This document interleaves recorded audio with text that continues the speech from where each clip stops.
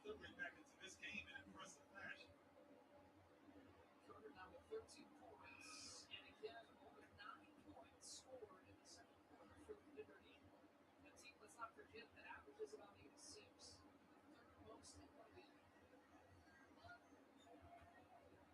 And the number one offensive rating in the WNBA. This is not a team that is easy to shut it down offensively. No, definitely not. You referenced Jonquil Jones going to the bench. Elijah Laney Hamilton, Breanna exchanging pleasantries there. They might go, look at this. It's got very visible. They're going to keep the foul to Laney Hamilton. And that was a chippy exchange that time. That's her second personal, so take her to the free throw line.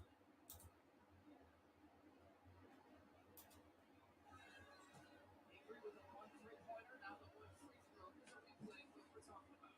See the shove there, and initially I think Breanna got an elbow up a little bit, but Nigel took exception to it. So foul that away. Let's see. There's a little more back and forth that might have gone.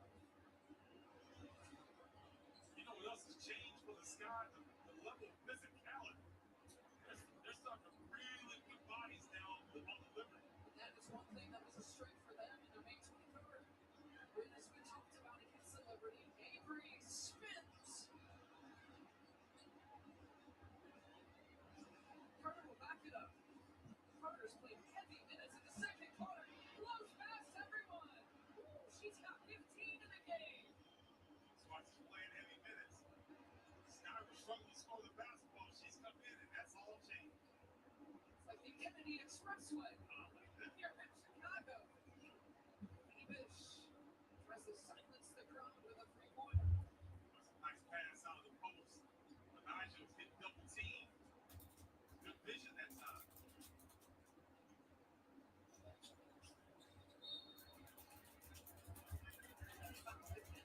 Avery was like a defender against Avery. She's cut across the baseline. It goes against Ebish herself. So Avery again. Some points here on the Cherries. Great scores like Breanna. She struggled early in the first quarter. The score was good. Get your confidence up and your rhythm. This on top. She's got fans who are hoping for dealers now. Pressure shifted to their award-winning SUV lineup. Stop your right for you to drive home. Stop by your local dealer to check out a Ford, the number one brand SUV owner loyalty, and the official vehicle partner of the Chicago Sky. Up and now it's a 1-point game. It was a 17-point deficit for the Sky. Inside a minute, Stewart with the catch. Pump fake finds a double team and then finds her teammate Ebish. Can't knock down the 3-pointer. On the deck, Harrison is there. Carter is there. And we got a timeout call by the Liberty with Stewart somehow retaining possession with all that traffic. Bad scramble to the rock. See the importance of possession. And he will look around like, what's the call? She's thinking, how could she get possession to call the timeout? That kind of traffic.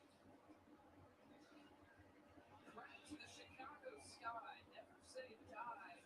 And, before you blinked, all of a sudden, it was a double-digit deficit. Courtesy of the way the New York Liberty started this game. Yeah, now, the way that New York was just getting all the middle looks from 3-point land in the first quarter, that's really gotten shut down. And we'll couple that with the foul trouble of Jonquil Jones, and all of a sudden, the Liberty are struggling to find points. Liberty shot 58% in the first quarter. They've gone cold in the second. Join Tito's and support me for a cause as we donate $15 per assist to the Chicago Skating Sky Cares Foundation. Over $5,000 raised so far. All the proceeds will directly benefit the team's social justice initiatives in the local Chicagoland community. Visit sky.wnba.com/community for more information on how you can support today. Mentioned the 58% shooting in the first quarter for New York. In the second quarter, 25% shooting. That's incredible. Only 1 of 7 from the 3-point line, which is good for them. first stance. Yeah, they were 6 of 10, 60% for the first quarter. Chennedy Carter have been fantastic. All kinds of national negative attention on her the last couple of days since the Flamers won in Chicago against Angel Reese on Saturday. And Stewart makes it in. Important bucket for them coming out of that timeout. It's a great diagonal screen to free up Stewie. Really good call by Sandy Rondell at that time.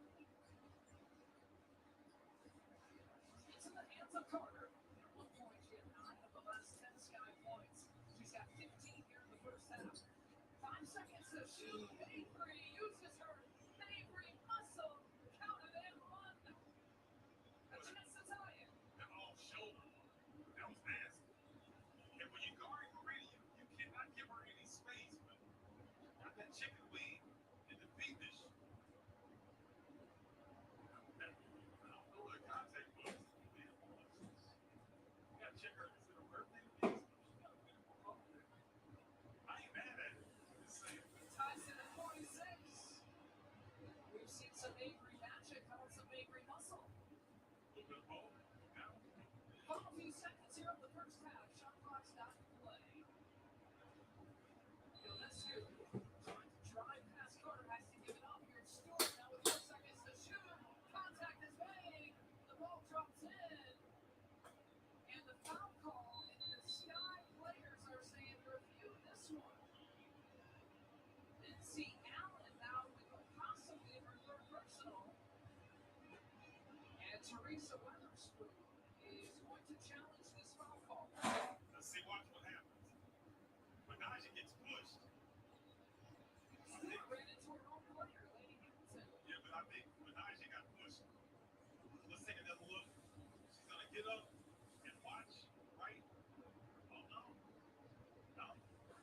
I didn't see it, but I thought I did initially.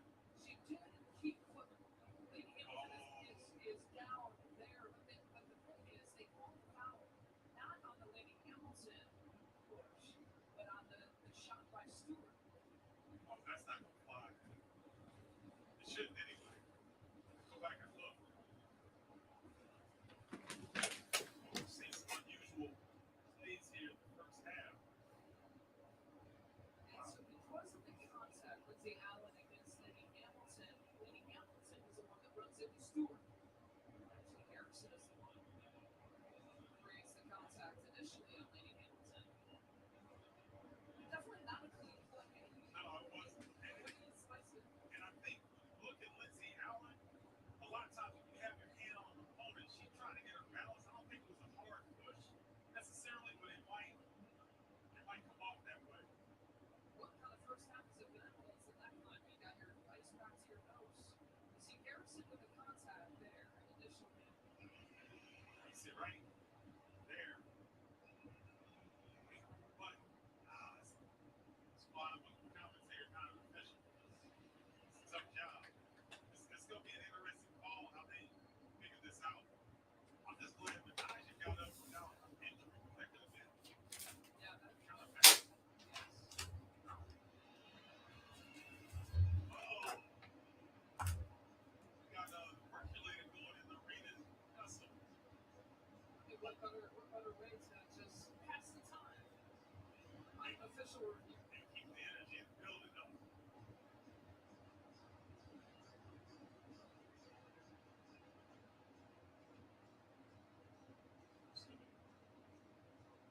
Here's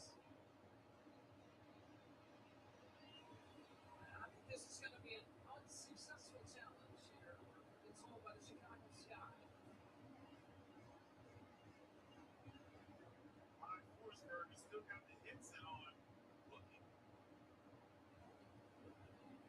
She's looking for something else. My Forsberg, crew chief Angel Kent, and Charles Watson, your officials. Technically, was contact made. It's just kind of sorting through who committed the foul. The officials find. And the Sky will lose their challenge for the rest of the game. The unsuccessful Chicago Sky challenge.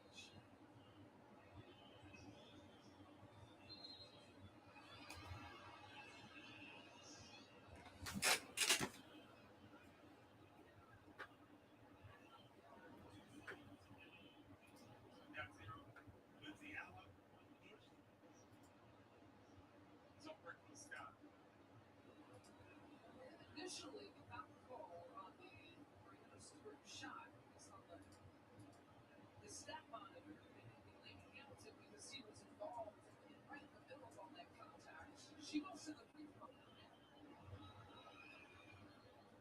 The foul stays, it looks like, to Lindsay Allen. And Allen puts it up, trying to beat the court clock. Oh, I think they got Sluty on the call. Yeah, they got a foul call right before time expired here in the first half. It'll go against Courtney Vandersloot for a second. And right before time expires, initially, that's at least the call on the floor. Make sure the foul was committed with time still left on the clock.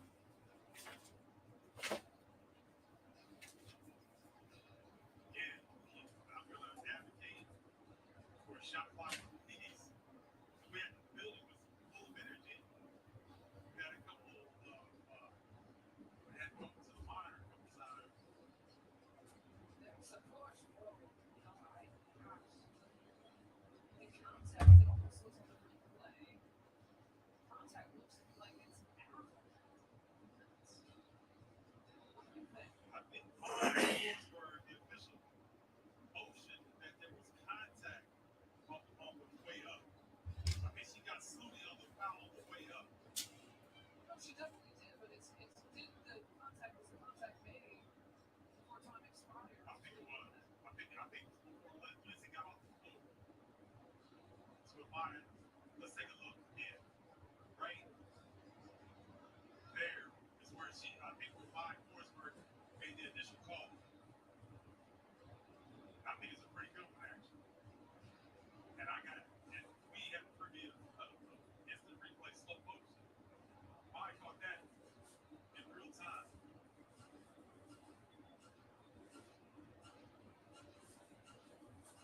So, these times there's the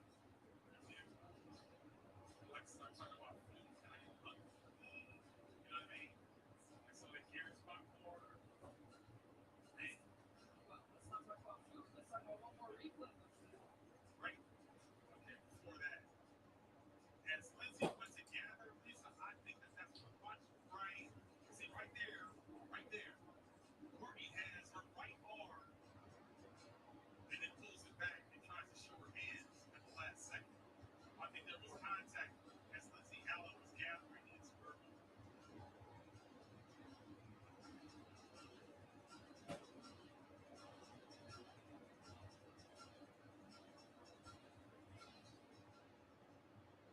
Well,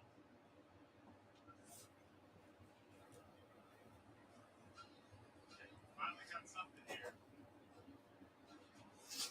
Got two shots.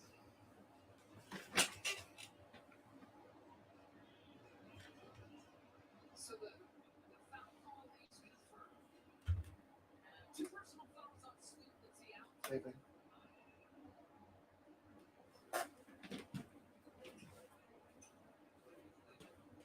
First half up until the last couple of possessions. Right.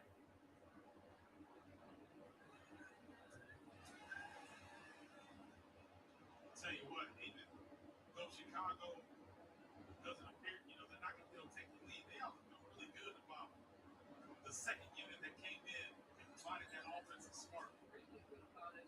Allen 4 for 4 on the free throw line. Player who had 8 foul attempts coming into tonight. Getting it done. The Cherries from you mentioned the second unit. Chennedy Carter, a huge reason for this comeback for the Chicago Sky. 49-48 is your halftime score. A lead that was once 17 here for the Liberty. All kinds of happy Sky fans on the way that the Chicago Sky performed here in the second quarter. Stephen Harlow, Lisa Bonson here at halftime. 1-point game between the Liberty and the Sky. Commissioner's Cup Challenge game.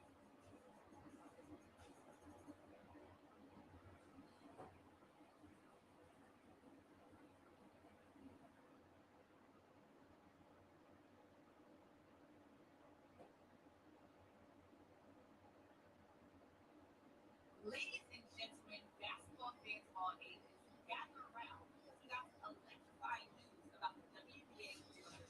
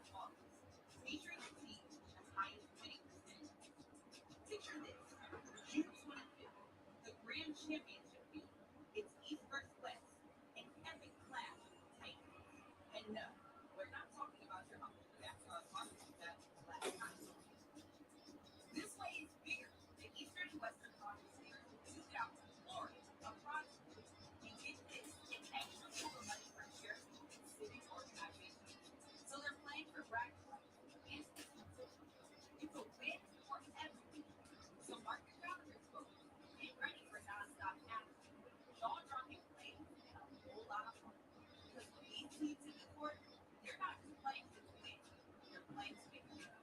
Whether you're a diehard fan or just to game, the 2024 Boosters Cup Championship provides point-based participation. Catch all the excitement, the drama, and unforgettable moments. Trust me, you won't want to miss a single second. Welcome to the Dutch Bowl.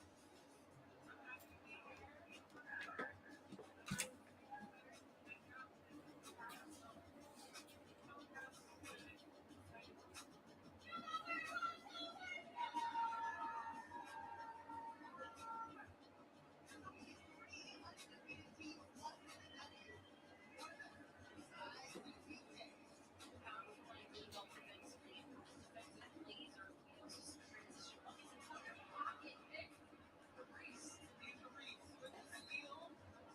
There's a rating MVP, Breanna Stewart. Don't hear from the rookie. Stewart sets her feet and lets it fly. Foul ball two. They can take the lead. They do.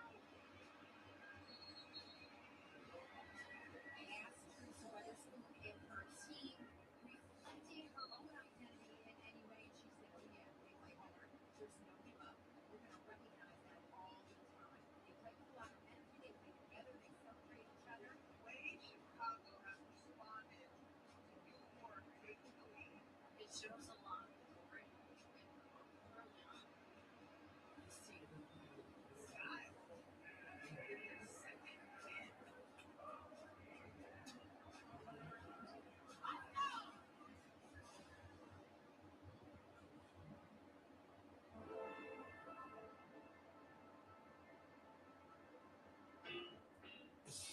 Meanwhile, tribute in Las Vegas, and then one weekend in Spain. WNBA All-Stars. We welcome you to the TNT WNBA All-Star 2023.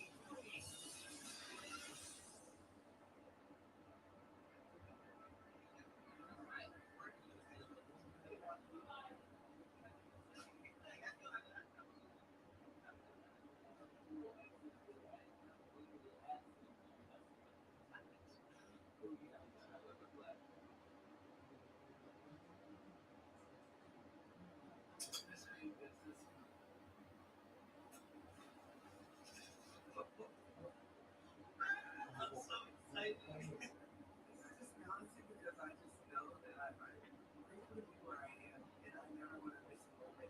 Then yes, I take my people very seriously, but at the same time, I don't want to miss out on moments of just good times with my teammates. And some of those moments may be on the pitch, some of those moments may be after a game, some of those moments may be in the game.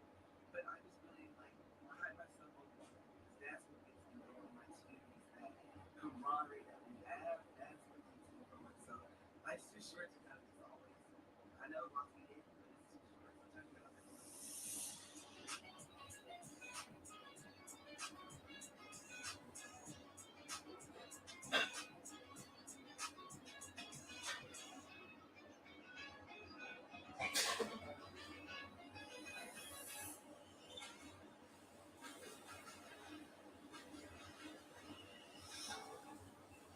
the level of people that we're going out just as, and a lot of that people, but also like for me,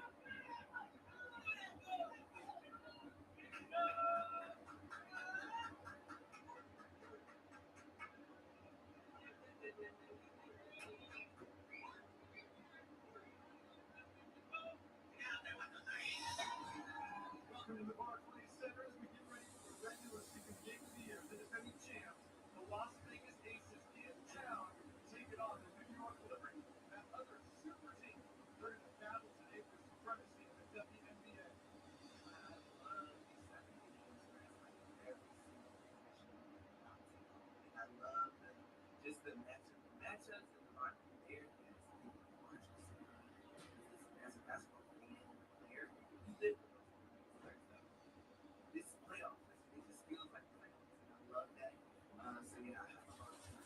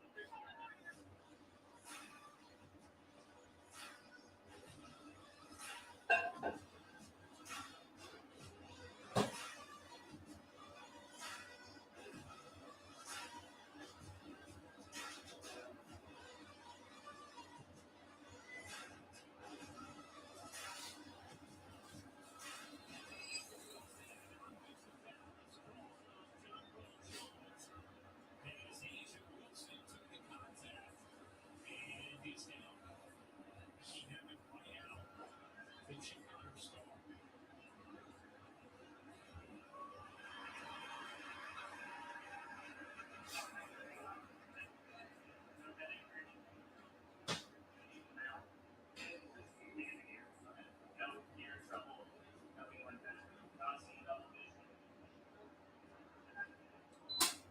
We're gonna have to make some of these. You missed a lot of threes, okay? That's fine. Stay the course. Stay the course. That's all the service. The ball's in the ball. Keep shooting it confidently. That's the ball.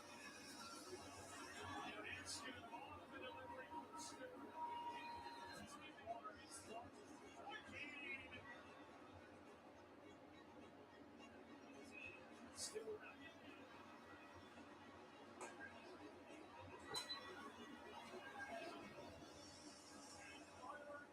Domination this afternoon at Barclays from the New York Liberty.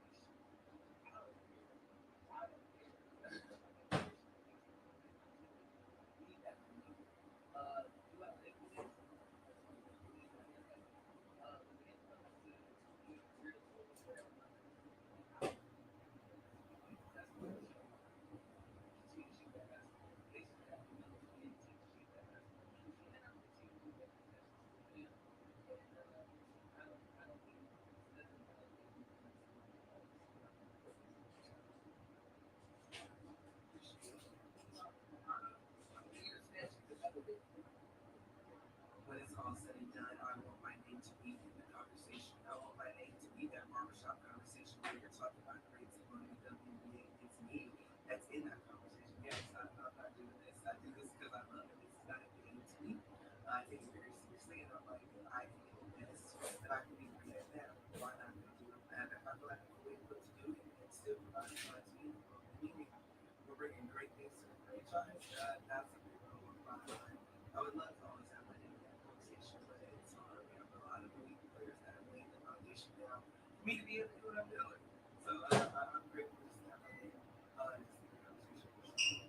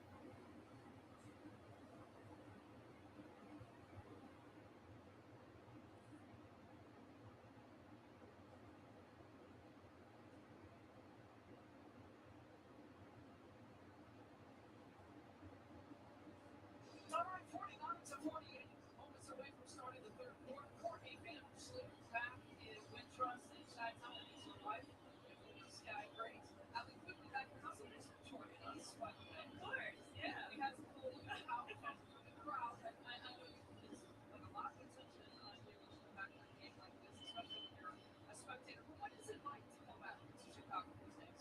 I mean, I love it. This is home. Always been home, so it's so nice to come back here. The fans are always so supportive, and see a couple 22, 14 jerseys out there, so that's always feels good. So, what did you think of the first half? The swings with literally looking great, and then the Sky come back in the second. Honestly, I had a feeling like the Sky was going to come back. I mean, the first two games obviously were tough games, and the Sky has just so many weapons that step up at any moment. So, and it was not good times, unfortunately. John Paul Jones handling that double team. Pass over to Slow. Let's see if she can make one. It's okay. I gave her a good halftime pep talk, so I think that was all me. Take credit for I it. always send her a little text to that, just like, right, hey, you go. Teach her that foul ball too. Oh, what is that? 30? That is 3 minutes from 5, right? Still fouls on Courtney Taylor. How is it being a fan in all seriousness?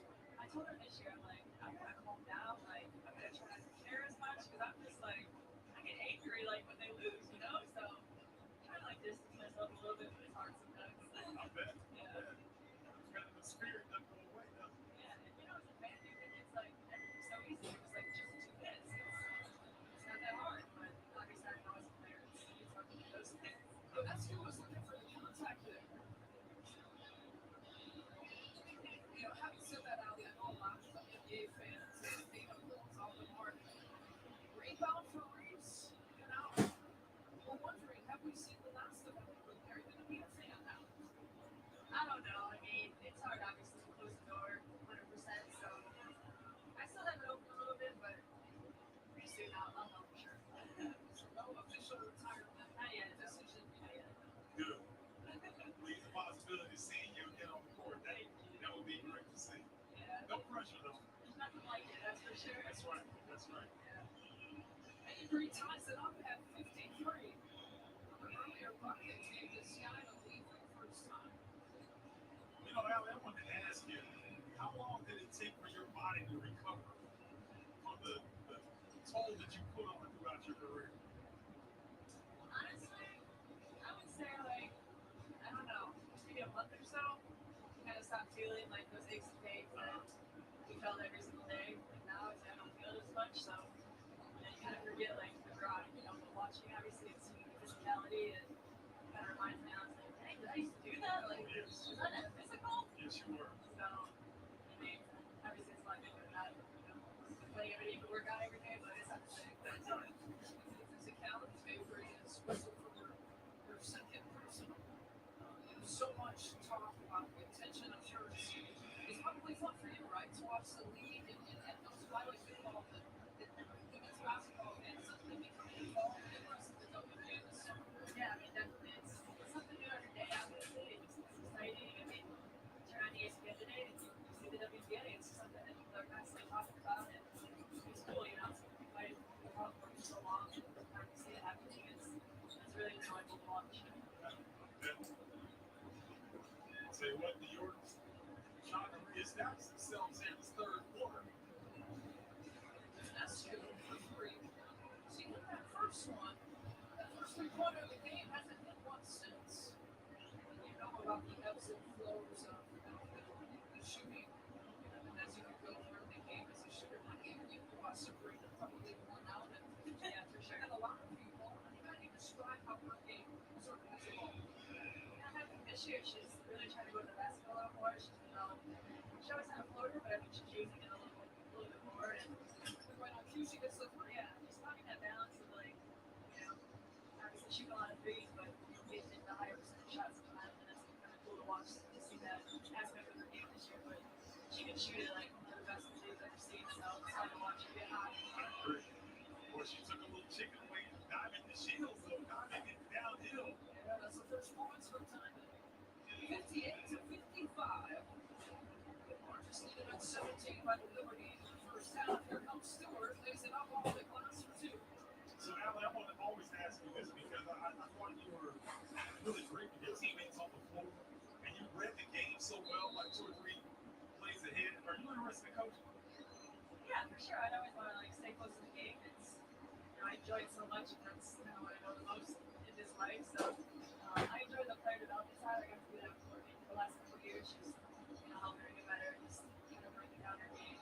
It takes some tough workouts, right? With you, I do honestly. Yeah, I mean, I work a lot in this camp back in the day, so it's still all about the fundamentals. I was such a fundamental player, so it's something that I really enjoy like teaching and learning about. Well, Allie, thanks for joining us. We'll let you go. We have you, man. Thank you guys. All right, Thank well, you. it's always good. And I point you to the liberty of the sky.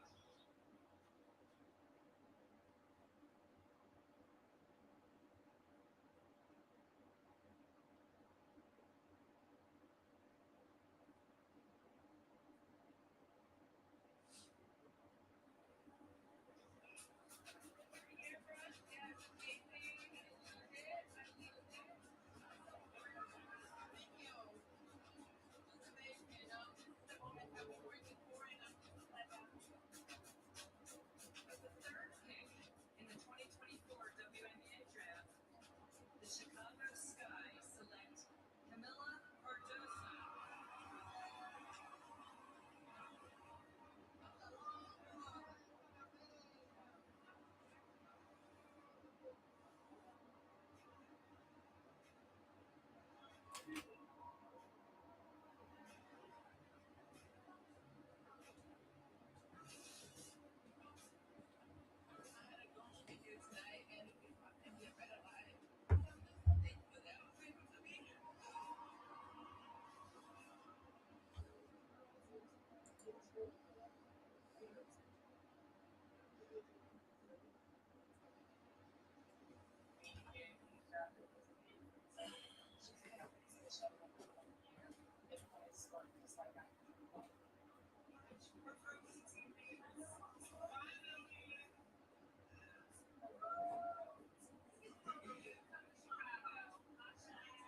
You want a water or something?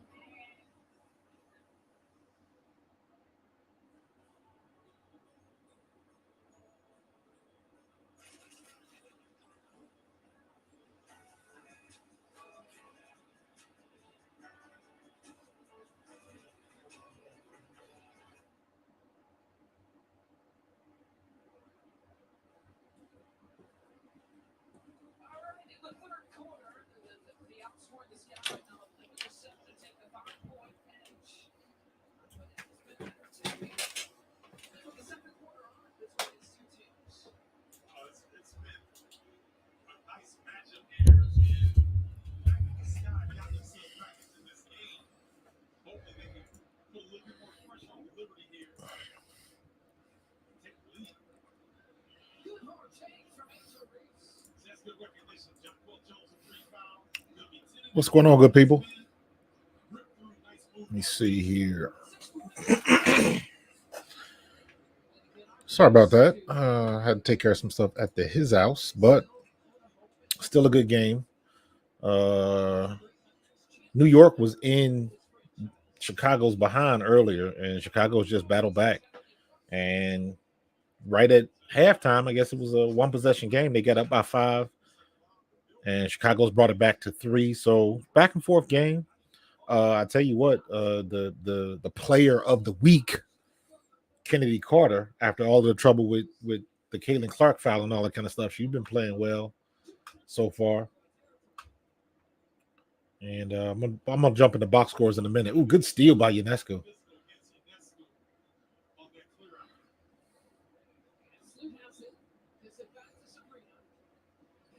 Let me see. New York's. Ooh, Jonquil Jones. Good. Did they call it on Jonquil? Is that her 4th foul? Yeah.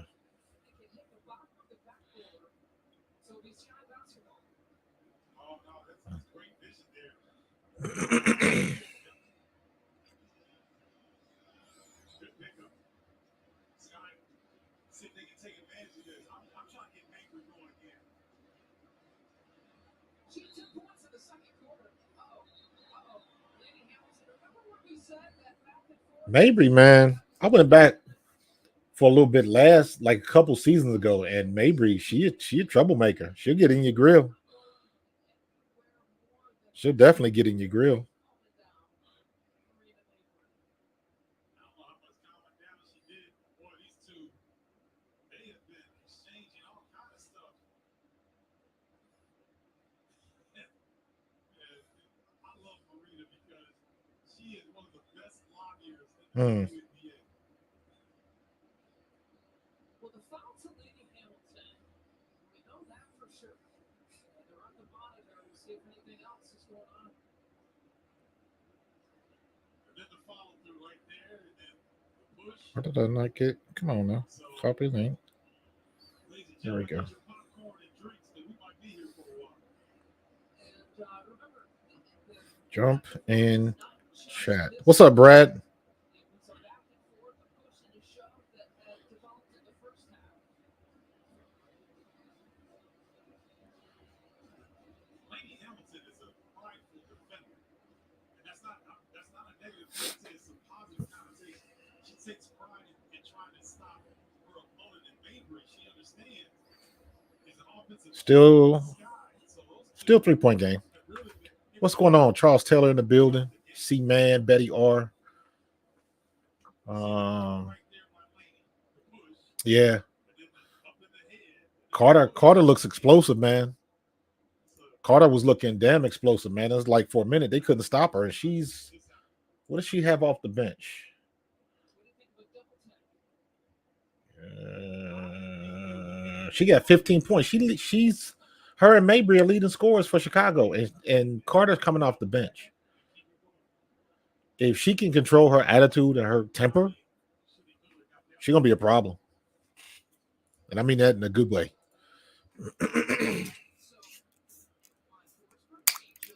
Need some juice. You know, Lisa, all things considered, I don't Yeah, Brad. It was New York was getting with them. New York had like a 15-point lead earlier, and Chicago just battled back. Okay, so Charles Watson coming over and explaining what's going on. I heard a double technical foul on Avery and Lady Hamilton, and the counter foul stays on Lady Hamilton too, by the way. A double tech. I think they, I mean, all things considered, I think they got the I tell you what, initial foul was clear. the games that I've watched since the whole Chennedy Carter flagrant foul on Caitlin Clark. The games that I've watched since that game, I watched 3 the other Sunday. Was that no? Today's Tuesday, so yeah, that would have been Sunday. The foul happened on Saturday, I believe. But since that game, maybe it's just me, but it looks like the refs have been a little bit more generous with the whistle. Like they call in the legit fouls and they call them as they happen, which is the way they should be. Stewie off, gets her own rebound up to Jonquel Jones, and she gets the foul. So it seems like they've been blowing the whistle like at a normal pace for normal calls. And they were not doing that, the first 10 games of the season. I guess that's your 8 to 10 because most of the teams don't have. See, I've seen fouls. If you watching a game and you saw that with Jonquel Jones, I've seen worse hits than that going to the basket that were not called. So again, I don't know if they got the executive command or if Kathy Engelbert sent the memo. I don't know, but they have been a little bit more generous with the whistle since. Chennedy Carter back in the game. She missed both free throws. Damn it. Make the free ones, y'all. Turnover by Chicago. Breanna Stewart brings it down the court. Jonquel Jones banging down to Angel Reese. Oh, if she would have reversed the other way, she had her. Kicks it out to Ionescu. Ionescu to Vandersloot. Vandersloot. Mid-range shot. Good hustle by Jonquel Jones.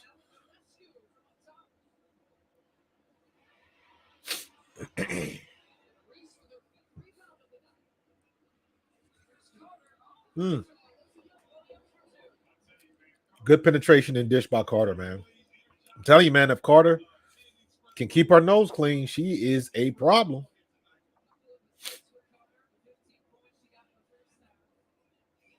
was the spark that the sky needed, and then the sky turned over the Liberty. Straight on the push.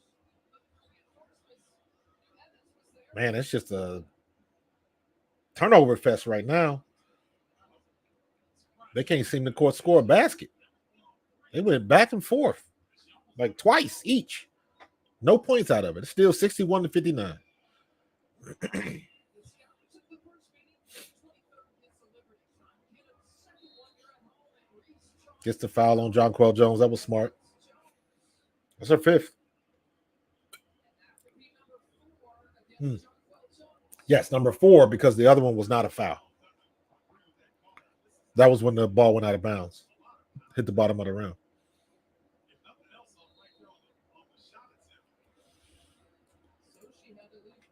Physical play, yes. This game had no flow, hard physical play.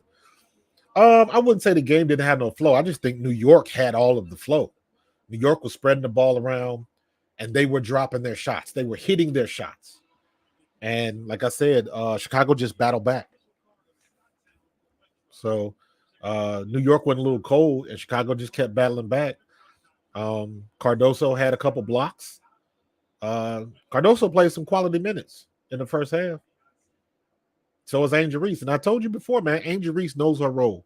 She's going to be the Dennis Rodman of the WNBA. She is out hustling everybody for rebounds and all that kind of stuff, man. So make the free ones, tied up.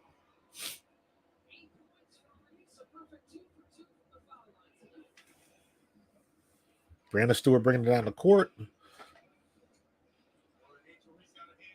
Ionescu kicks it out to the corner. Stewie's trying to back her down. Wow, what a putback by Breanna Stewart. Good Lord.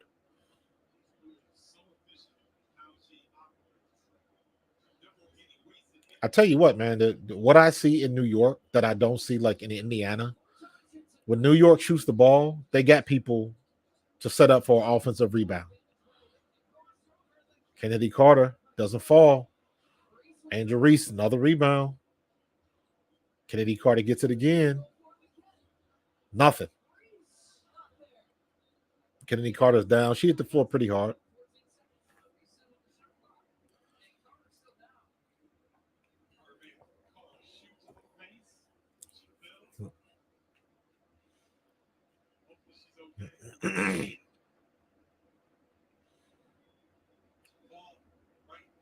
That was your own teammate.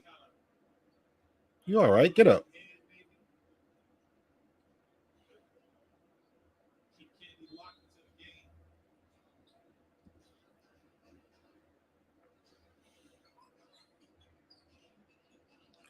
I made the joke before. I'll make it again because it's funny to me. Some of these girls, their eyelashes could probably hit a 3-pointer. They're so long. Damn, good strong move by Chennedy Carter, though. She's explosive, man.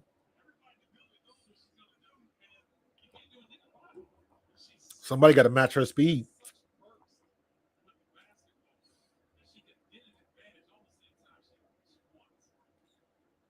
See, they blowing the whistle now. Why didn't they do this from the start? I don't know.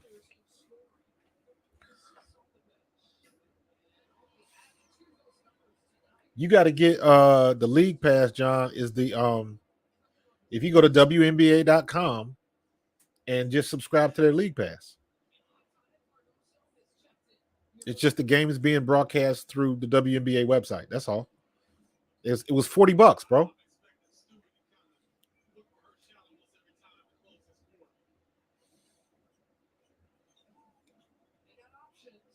Oh, go up, go. Ah, she lost her footing. Cardoso with the defensive rebound.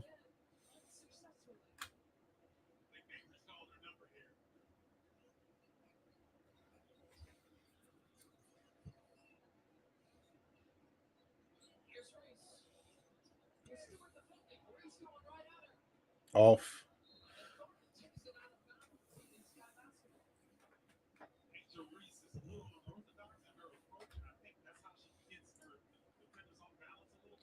New York, Breanna Stewart got 25. Ionescu's got 18. Benny Harrison's got 9.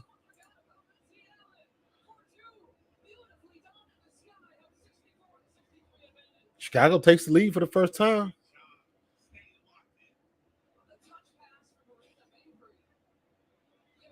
Oh, that's got to be a travel. Foul. Looks like she double jumped.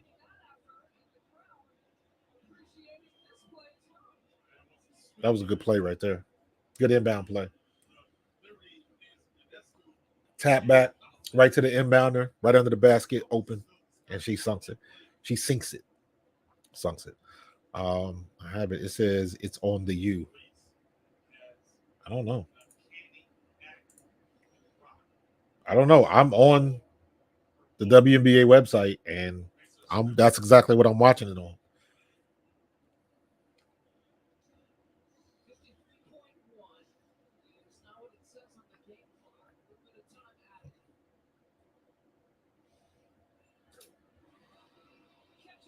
Yeah, for sure, Tim. For sure, bro. That's old school right there. They don't play ball like that. They don't play ball like that in the NBA no more. The rules won't allow it.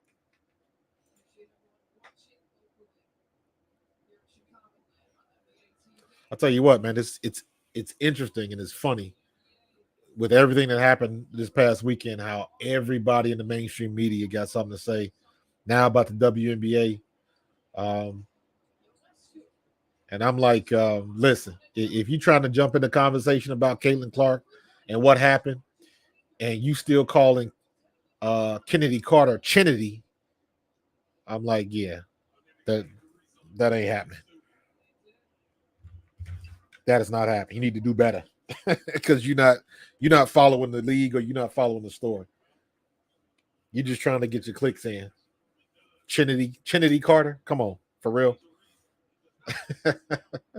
I heard like 3 or 4 people on YouTube say Chennedy Carter, and I was like, yeah, y'all haven't been watching WNBA at all. Let me see something. Hold on, WNBA. I got Comcast up here in South Jersey, so let me see what channel is coming on. It is on NBA TV.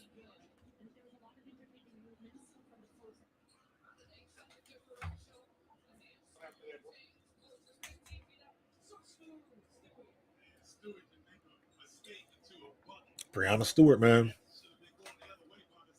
You know what? How tall is Breanna Stewart? Is she 6'3" or 6'4"? She thinks she's 6'3".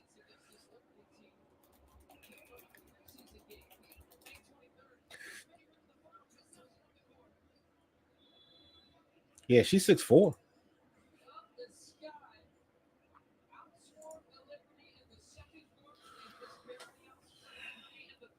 Look at that. 1-point game. Chicago Sky takes the lead.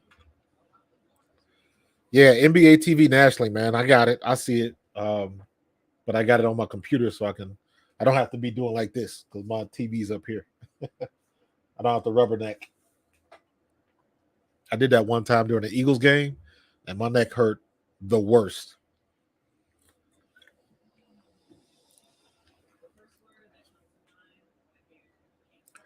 Um,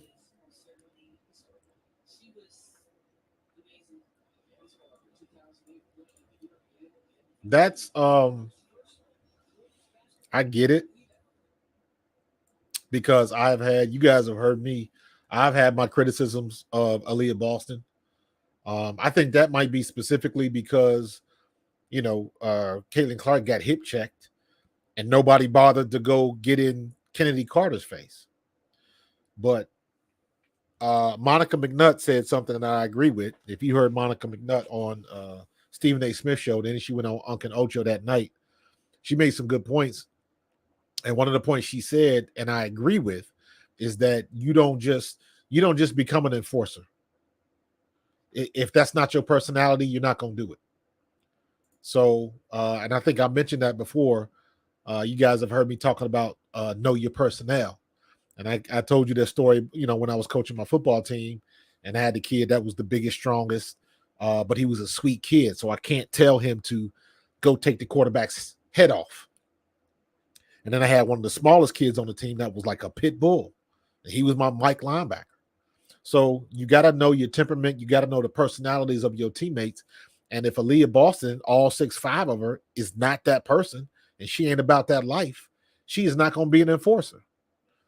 So, and I don't think they have anybody on the team like that. Maybe Nalissa Smith. Nalissa Smith, I've seen mix it up in the past. If you saw my video that I put out today about video proof that about the WNBA targeting Caitlin Clark, there was a couple clips on there with Nalissa Smith, and she ain't afraid to mix it up. She ain't looking for it, but she don't shy away from it. But I'm saying all that to say, you just don't automatically become an enforcer because you big. That's a personality thing. That is a personality thing. You look at Jackie Young and Aerial Powers. They got in each other's face all the times, and they not, they guards. But you can tell they got that mean streak in them. Same thing with Chennedy Carter. She got that mean streak. She got that temper. And if you don't have that, you are not going to be an enforcer. So it's a bad look on Aaliyah Boston. I think her issues are something else. But she has to take that role because she literally is the biggest person on her team. And they don't have nobody else. Maybe Kelsey Mitchell. I know Kelsey Mitchell ain't scared, but the problem was everybody else was all the way down the court. So when that happened, Aaliyah Boston helped her up and they kept it moving. Ooh, good shot by Jonquel Jones. Damn, nice. So it they can blame it on Aaliyah Boston. I think my biggest gripe with Aaliyah Boston is she is not strong on her offensive rebounding or defensive rebounding for that matter. And she misses too many points in the paint. That's my criticism of Aaliyah Boston. Every now and then she'll pop out to the perimeter and hit a three, but I think she should be much stronger on the rebound game. But I keep saying this again, she got big girl's disease. She's used to being the biggest girl in the gym, so she never really had to jump. So you got all of these girls out hustling her, and when she does come down with a rebound, I've seen it a couple of times where somebody will come from the backside and poke it out of her hands. So, she just got to be more astute when it comes to that.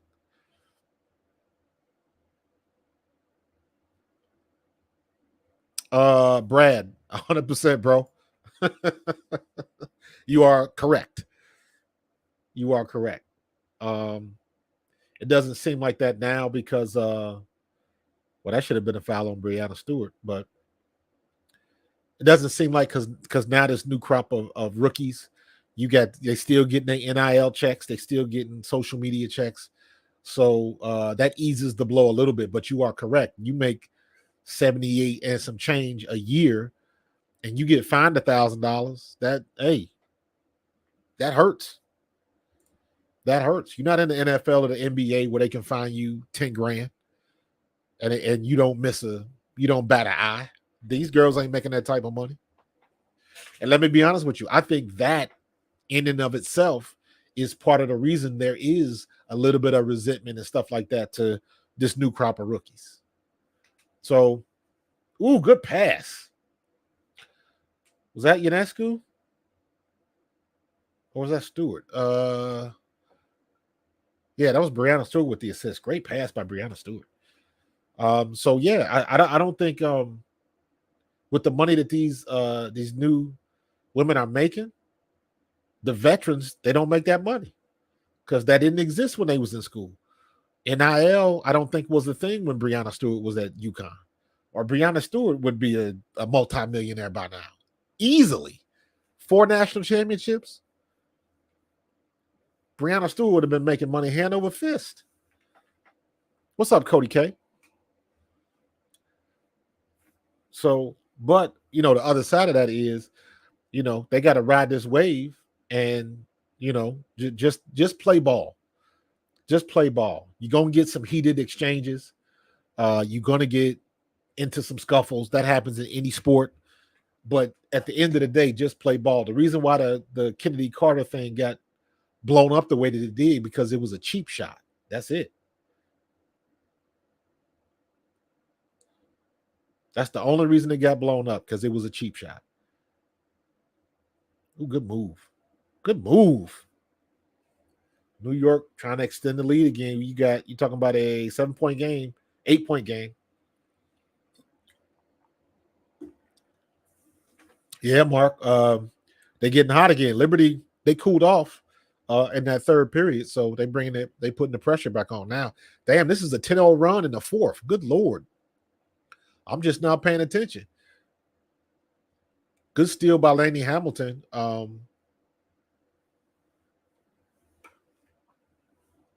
They got oh no, that's Chicago. Hold on. Who got that? I missed that. John TV stations in Illinois don't carry Sky games. Nah, you got to do it.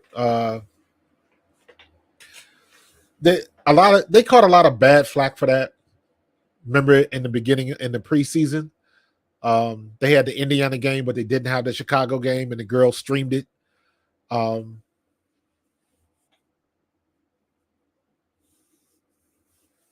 damn, that's a shame, John.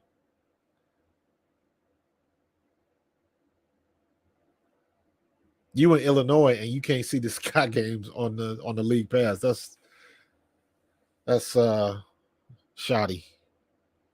But if you remember in the preseason, they had the Indiana game that was scheduled, but they didn't have the Chicago game because the studio had a baseball game. They did a baseball game and they didn't have another production crew and they caught a lot of the WNBA caught a lot of hell from that. And it's like, listen, you got to let the WNBA walk before they can run, because you just don't call up a television crew, a whole production crew with commentators and everything the night of or the weekend of. You got to plan that stuff. And I mentioned saying this earlier before. That was a situation where that company already had a deal with the baseball team. I forget who they were playing. But it was nothing they could do. It was just kind of bad timing, and unfortunately it was a bad look. But that thing was pre-planned months in advance.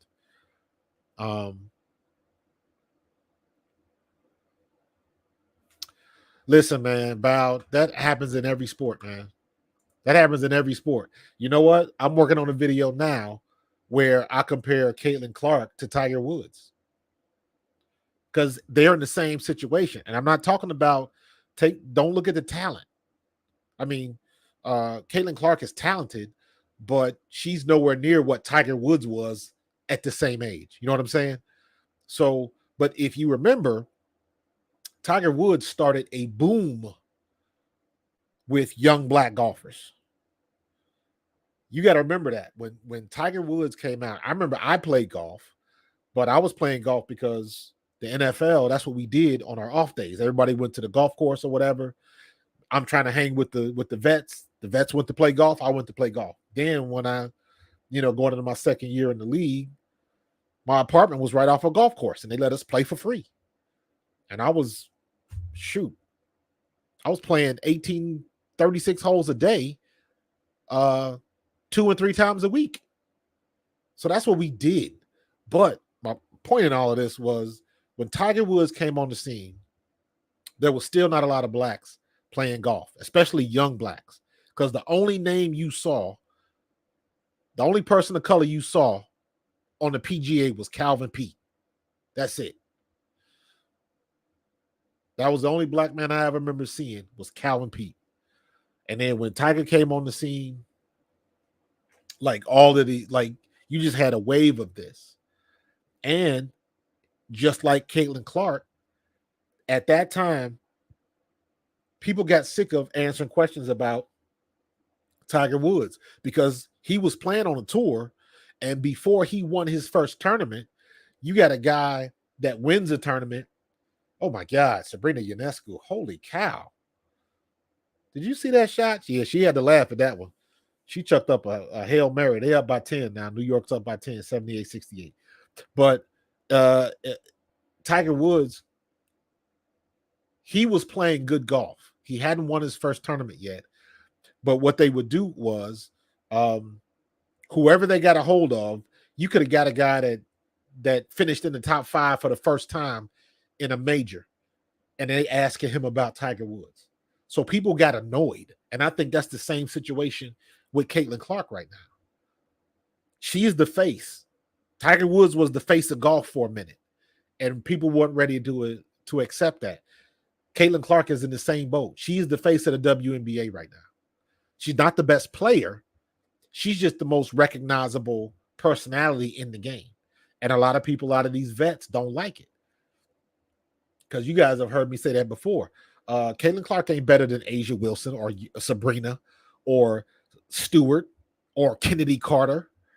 You know, I can name off a whole bunch. Enrique, Dejanay. Heck, I could go on and on. That there's a ton of girls, there's a ton of women that Caitlin Clark, she ain't there yet. But none of them women have needed their team to move to a bigger venue to accommodate the demand. Not Breanna Stewart being the MVP, not Asia Wilson with her 2 MVPs and Las Vegas with their 2 championships. None of them. Not Candace Parker, not Cheryl Swoops, not Diana Taurasi, none of them. So the Caitlin Clark effect is real, but it does get annoying when all of these girls are playing and somebody pops up with a question about Caitlin Clark and they looking like, didn't I just play a game? Ask me about that. That's happened in every sport. I remember it happened, and man, I didn't think about this. I'm gonna have to put that in. I'm gonna have to write a script for that too. I remember when Danica Patrick got into NASCAR. And everybody went crazy over that. Danica Patrick was a below average driver at best. She won 1 race, I believe, at Indy. That's it. I don't know how many wins she's got as in a career. I don't think she ever won in NASCAR. I know she may have had some top 10 or top 15 finishes, but I don't think she ever won at NASCAR. She was okay in Indy. I wouldn't call her a good driver. I remember watching the race where she won, and she won legit. The dude that had the lead ran out of gas. He took the gamble, and I believe he ran out of gas, and she got the dub. And I remember they tried to badmouth that, like, yeah, that wasn't a real win. And I'm like, people win like that all the time. The guy in front takes the gamble because they don't want to come in and lose the lead or change tires or whatever. And they just don't have that extra time and let that gas stretch all the way. So she was legit, but I wouldn't call her, in my opinion, I wouldn't call her a good driver. She was a good driver. She wasn't one of the best. But at the same time, she wasn't Milka Duno. She was a waste of space. The only reason she was racing was because her husband or whoever that was fitting the bill. And no way she belonged on the she had the looks. That was it. At least I'll give you that. At least Danica Patrick had some damn talent. Milka Duno was garbage. So yeah, Danica was good looking. She was, when she came in NASCAR, she tried to be a little too hard though, going at people if they got her off the track and all that kind of stuff, and that kind of backfired on her. And it's like, just like anything else, just like we talking here, she had to take her lumps. But the problem with that is she jumped into NASCAR, but her profile was already super high, and them boys in NASCAR was like, I don't give a damn. You come around here, I'm gonna put you into the wall, and that's what they did.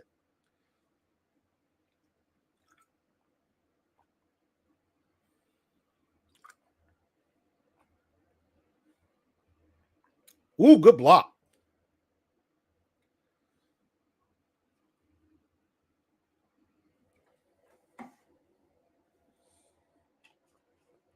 Same here with Chicago. Points in the paint. They get the ball in the paint and they can't score. Angel Reese had like 4 chances to get the ball in the bucket and couldn't do it. Couldn't do it. Yeah, Rubbin is racing, man. Listen, I was a huge NASCAR fan for a minute, dude. Dale Jarrett was my dude. I remember going up to Dover, watching the race at Dover. Um, back at another job, we used to go to this. I used to work in the semiconductor industry, and we used to go to this big trade show down in Charlotte. And then when we would go to that trade show, I would always hit all of the NASCAR headquarters. And I remember this was after what was the other guy? What was the other guy with Robert Yates Racing? He was Dale Jarrett. The guy used to drive in the M&M car. I forget what his name was, but I remember he had a real bad crash. And he got like they had to airlift him out of there. But I remember meeting Robert Yates, getting his autograph, getting a Dale Jarrett car signed up at Dover. I'm gonna have to bring on I'll have to go to my other YouTube channel and bring up some of the footage I have at the Dover race. I put that on YouTube. I think that was one of the first things I ever put on YouTube. I got a buddy of mine who is a cameraman. He does NBA, he does MLB, NFL. He's the guy that's sitting on top of the stadium with one of them big old laser cannon cameras.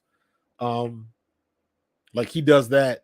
So I would go up to Dover with him and I would run tapes for him. Because they still use the mini DV tapes. The high 8 tapes, I think they were. But he would be mounted like filming a pit boss or something like that.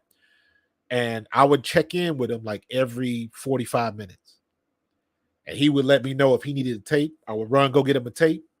He would give me his tape. He would mark it, put it in the case. I would give him a fresh tape, and I would give him a fresh battery. And I would take his old battery, run it back to the tent, plug it in, put the tape in the box, close the box, and then I would go right back roaming around the pits. So I was in everybody's pits. I got footage. I am literally leaning over the wall as Kurt Busch is coming in for a pit stop. And literally my camera angle, it looks like Busch is about to run me off the side of the wall. It was awesome. I think I've been to 3 races at Dover. I ain't been in years, but yeah, I was a big NASCAR fan for a minute, dude. So I haven't watched it in a while. I've watched a couple of races. I've been watching Raja Caruth in the truck series when I can. But yeah, I'm a big NASCAR fan, dude. Elliott Sadler, thank you. Yep, Elliott Sadler. He got in that big wreck long ago. He rolled over like 8 times or whatever. And then I remember asking Robert Yates, was he doing okay? And he said, yeah, he was. He had just got off the phone with him. So, but yeah, man, Dale Jarrett was my dude, man. I still got my Dale Jarrett UPS jacket in the closet somewhere. I used to rock that proudly. So, and then once Dale Jarrett retired, that's when I started watching Carl Edwards. And then I can't remember. I kind of just lost interest in it and just got into other things. And I would watch it kind of from a distance, but I wasn't really into it. But it was a minute. Had to be, I want to say, a good 6 or 7 years. Like I was invested in NASCAR. Like I was invested. I bought the NASCAR pass, the pit pass or whatever. So I'd have on my computer all of they would give you the stats where the drivers would move up and down. And then I had my speakers hooked up to my big TV. And when they did to turn it up, I used to crank up the volume up. My wife would be so mad at me because I had the walls rattling, man. I used to love it, man. Loved it. NASCAR, if you don't like NASCAR, go to a race. I'll tell anybody that. It is a different experience. NASCAR is like soccer. If you don't like soccer and you've never been to a soccer match, it's a different experience when you in the building. Very different. I was not a big soccer fan, and then when I went to when I played in the World League in Scotland, I went to my first soccer game, and I was hooked. Very similar to what you saw with the Wrexham show, the one that Deadpool putting together. That Wrexham show when they made it back to the premiere or whatever that was. Very similar to that. It is a different experience when you are on site. I would imagine that the WNBA is too. So 12-point lead by New York. And I got off on a tangent, forgive me. Same with hockey. Absolutely. I've been to a couple of Flyers games. I've been to a couple Phantoms games. I remember going to a Phantom game. No, I was at an Eagles game, and I was with a Phantoms player. I don't remember what the guy's name was, but this was if you are a Philadelphia Eagles fan, you will remember the 4th and 26 game with Freddie Mitchell. I was at that game, and literally I was sitting 3 feet from Joe Buck and Troy Aikman in the Fox booth. At the time, when you see them broadcasting, that's a like a vinyl back with the Fox logo on it. And I was sitting, there was a little hallway behind there, and both of us were sitting back there. And basically it was a suite, and they had the window open because it was cold, but it wasn't too cold. So they had heaters back there. So we were perfect. So we could see the game, and we could hear Troy and Joe Buck commentating like 2 feet away. But they told us is that you can sit here. That's like, but you cannot cheer, you cannot make any noise or anything like that. We were like, no problem. So we had great seats, man. So I'm gonna have to get with my boy Frankie. I'm gonna get him on one of these streams one day, man. Frank, he's one of these. He's a good friend of mine. I've known Frank for a while now, and he's one of them dudes that got stories about everything.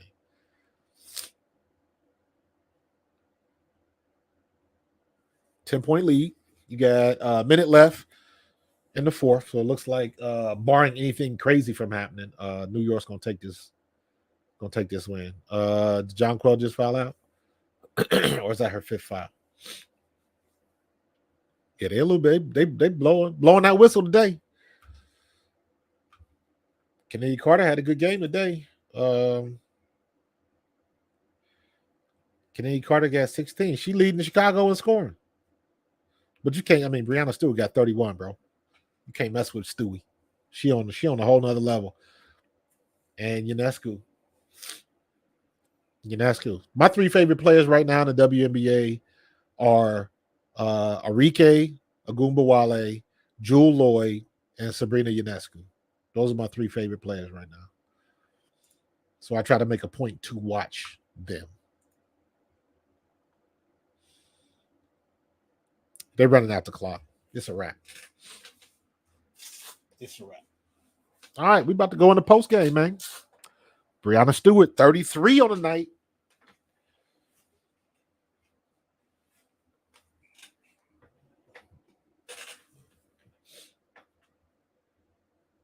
$20 seconds left on the clock. You might as well take the shot. Another rebound. Jonquel Jones. I like Jonquel Jones. I saw Jonquel Jones hit a 3 a couple days ago. I was like, okay.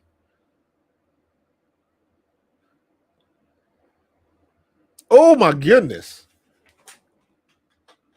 Sabrina Ionescu hits like a 30-footer to close it out. Good Lord. Oh my God. Good game by New York, man. Listen, it is a 3-way race right now.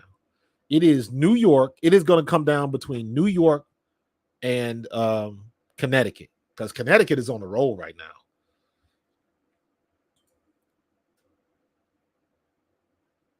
It is going to be New York and Connecticut playing to see who will represent the East. And then it's going to be, I'm trying to think who else is going to come out of the West other than Las Vegas. Maybe Dallas. Maybe Seattle. But Seattle's up and down. So I don't know. But we can go in the post game in a minute, man. I see. I'm expecting some other people to join in after this game is over with. So I'm about to put another flyer out on the Twitter space to see if we can get it going. So let me see here. That was a good game by by New York, though. Chennedy Carter, man, got to give her props. When she can stay focused and not get caught up in nonsense, she is a problem. Don't get it twisted, man. You can come down on her. I'll try to keep it 100. And I will criticize her for the dumb shit that she did, and it was dumb. And some of her comments afterwards were dumb. But that is in the past, and she balled tonight. So the only thing you can do is look at the situation going forward. And if she keeps balling like this, first of all, she shouldn't be coming off the bench. She should be starting. But you just can't mess with Breanna Stewart like that, man. What's the box scores looking like? 30, 33? Yep. 33, 3 assists, 14, double. Good Lord. 14 rebounds. Sabrina Ionescu, 8 for 18. Breanna Stewart, 14 for 25. That's what, 55%? 2 for 7. Lainey Hamilton was 2 for 3 from 3. Ionescu was 3 for 9, so she didn't have a great day shooting. But they put the ball in the bucket when they had to, man. Chennedy Carter was the leading scorer with only 16. She was 7 for 18 from the floor. She had a good night shooting. Did not shoot the 3. Mabry was the only one shooting threes tonight. Mabry was 2 for 5, so she was 40%. And Evans was 2 for 2. Or no. Evans was 0 for 1. So Mabry was the only one that hit any threes. They didn't take a lot of shots. They were 2 for 7 from deep.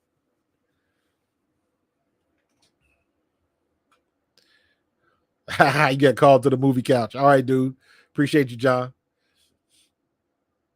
So yeah, man, it was a good night tonight. Let me see. Good night tonight by Chennedy Carter. But Stewie was too much.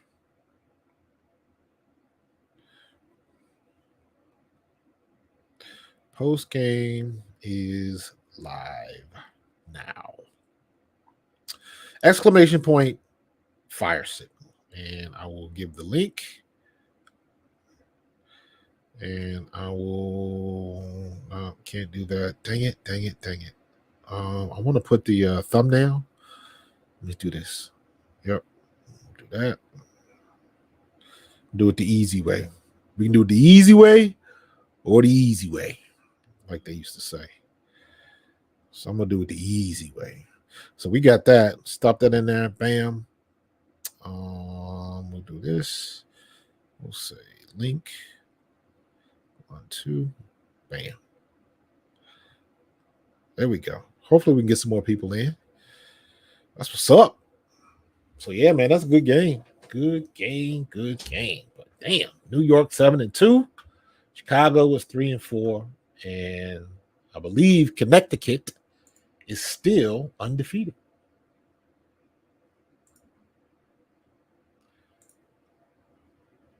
Yep, Connecticut 9-0. New York is in second place, 7-2. So I tell you what, man, with all of the hoopla with the Caitlin Clark, Chennedy Carter thing, everybody just missed what Alyssa Peely did a couple days ago. They just missed that. Alyssa Peely rattled off 20 points for Minnesota, 4 for 4 from deep, from 3-point lane. She had a great game. So I hope to see more from Alyssa Peely. She is a big girl that plays like a guard. So she could do some things. So I know I believe Chicago goes to Indiana again on the 16th, or Indiana goes to Chicago on the 16th, I think. Is that right? Maybe it's the 14th, I'm thinking. I don't know. Let me see. Schedule. Night. Let's see what's going on in June. June 10th.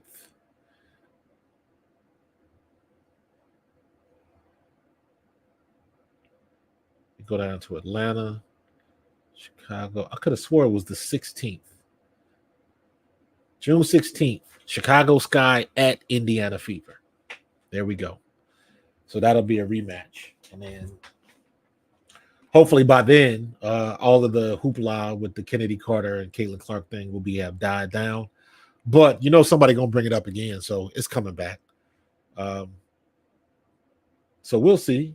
Also, like anybody that's really been following the WNBA, what has happened to Nadia Pouch?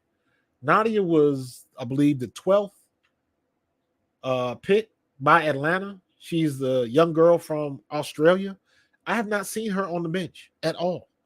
I don't know if she's still over there. Did she got a visa problem? Is she staying with the Olympic team? Like I don't know what her deal is. I haven't even seen her. And she was one of the ones that I wanted to see play because I looked at some of her tapes when she played under 19 in Australia, and that girl is the truth.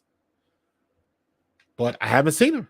So I don't know what the deal is with her. And I'm like, there's nothing on Atlanta's site about it. So I'm very curious as to what's going on with her. So, we'll find out, I guess. But she has not been on the team. At least I haven't seen her. She's not even on the roster. If you go to teams, Atlanta Dream, if I look at their roster, season tickets, team roster. Is she even listed on the roster? No, she's not. She's not even listed on the roster. And she was their first round pick this year. News, Media Central. Let's see if they say anything about the news. Requesting credentials. That is not news.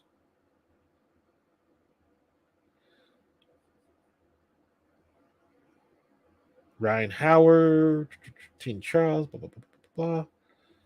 Ariel Powers, February. Let me see. After the draft. The draft was in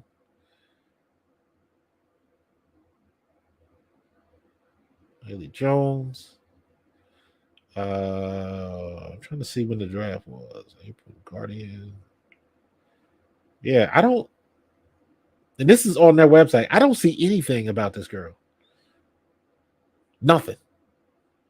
Which is weird. For her to be your top pick. And I don't see no information on her. See you, Betty R. I was gonna do the late game today, but I didn't want to get started at like 10 p.m. That would have had me up till 1 to 2 o'clock in the morning, and I didn't want to do that. So I didn't Rich, I didn't even realize she got ejected. Hold on. I didn't even catch that. Damn. Thank you for letting me know. I totally missed that. Totally missed it. Let me. Do you know what quarter was that? What quarter was that, Rich? Let me see if I can let me see if I can go to the play-by-play and figure out when that happened. I totally missed that, dude. Let me go play-by-play. It had to be in the second half. So we know that. So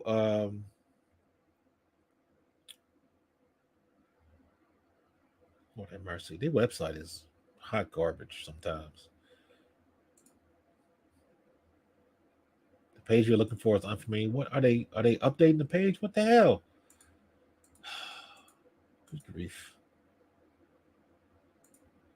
All right, come on. I was just on the page. Did they change it? Lord have mercy. Let me see if I can get it from ESPN. Good grief.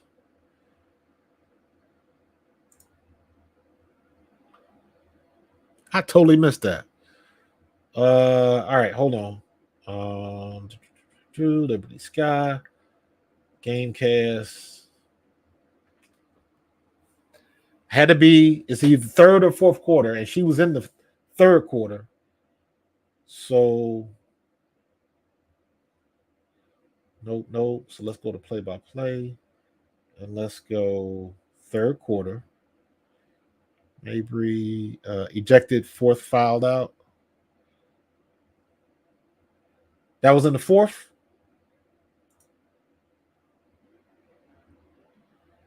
Camila Cardoso, Angel Reese, Brianna. But why did she get ejected though? I guess that's the question. Angel, she got a technical foul. I'm gonna go look at that. This was at 2:31 left in the fourth quarter. She got a technical foul. All right, hold on. Let me go look at that. Let me try to find that.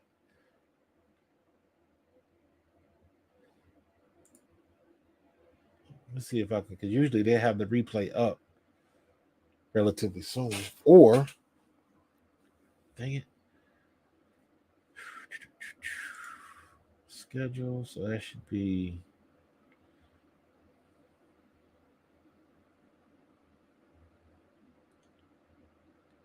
I want to see what happened. June 4th. Today is the 4th. New York. Watch.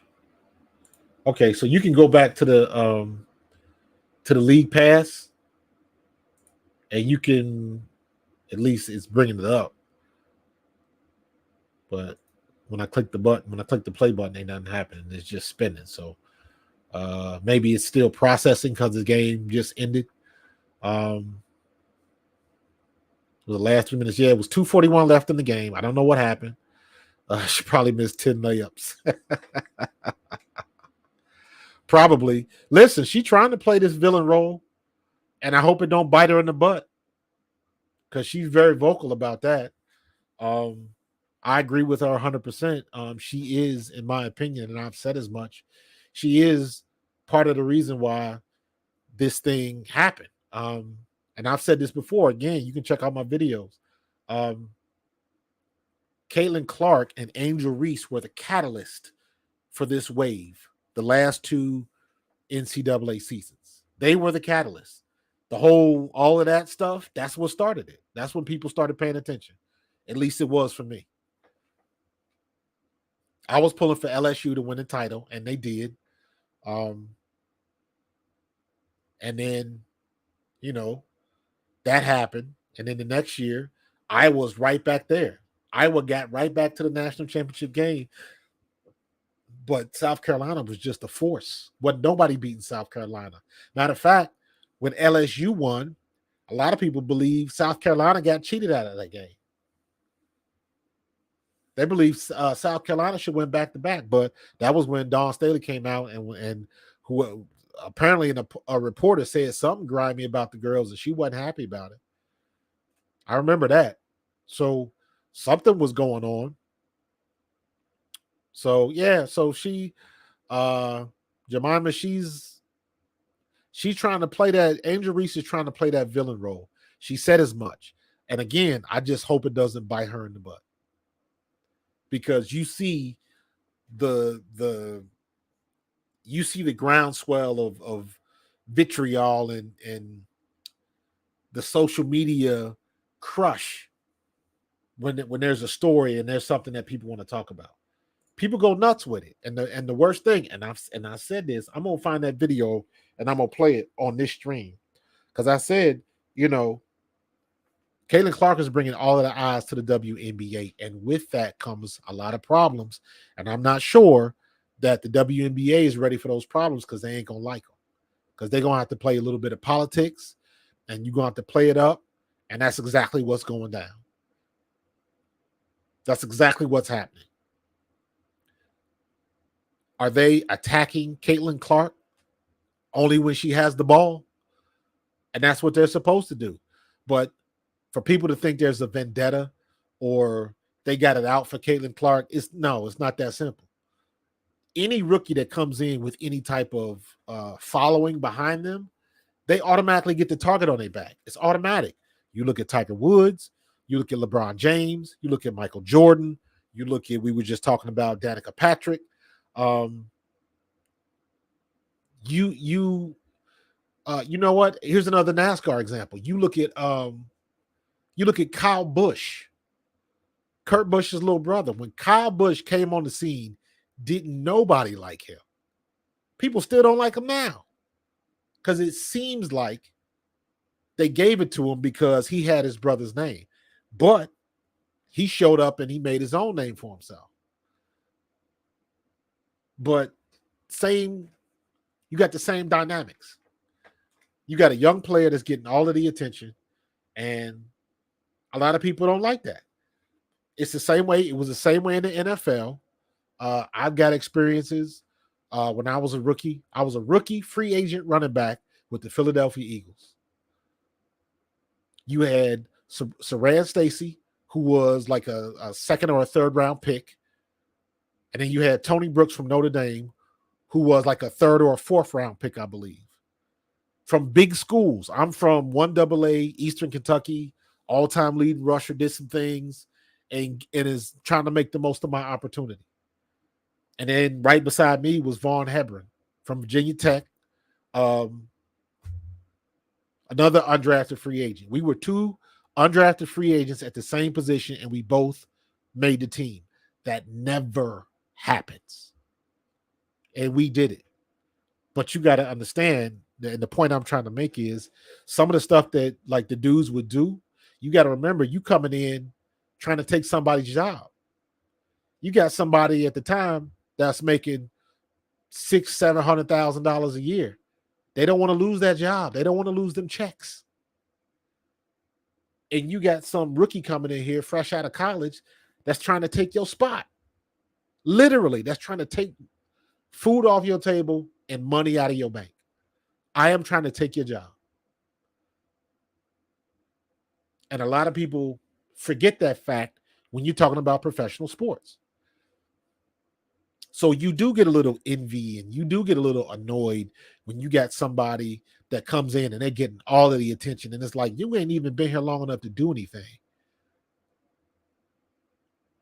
Look at another good example is when Deion Sanders came out. I know most of y'all probably don't even remember when prime time was prime time at Florida State. Y'all too young for that. Y'all just know Coach Prime at Colorado. Y'all have no idea how good Deion Sanders was at Florida State. And you also got to remember the amount of outside noise was a lot smaller. There was no social media. There was no MySpace. There was no Twitter, Facebook, Instagram, none of that. There wasn't cable television.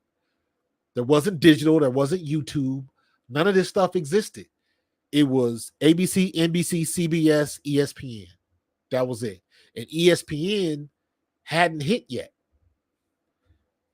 Let me see. Deion Sanders, Florida State. Just trying to check something.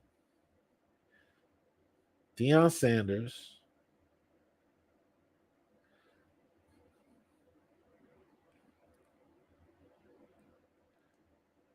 Well, when was he at Florida State?